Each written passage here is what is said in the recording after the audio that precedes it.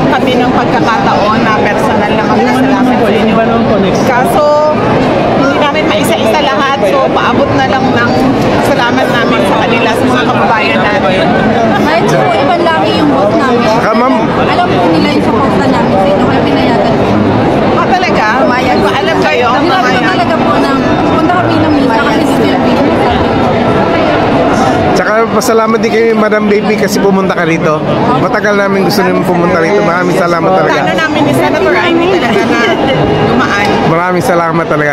Appreciated talaga namin. Solid po kami dito. Solid po. Lahat po, solid kami dito. Taga-Ormoc din po ako, ma'am. Solid din kami sa Ormoc. Opo, actually, ma'am, pamangking ko po, secretary ni Mayor Lucy Torres, pamangking ko. Okay. Ang laking tulong nga ni Mayor Lucy tsaka ni Congressman Dave actually, ma'am, during the campaigns yeah. ng mga senators. Solid po kami doon sa Ormoc. Proud Ormocanon po ako. Kami pagka-negros, mga taga. Ma'am, salamat din ma'am sa tulong nyo.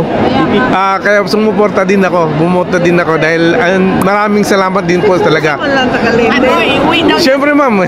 PRD. Yeah! Woo! Maraming salamat.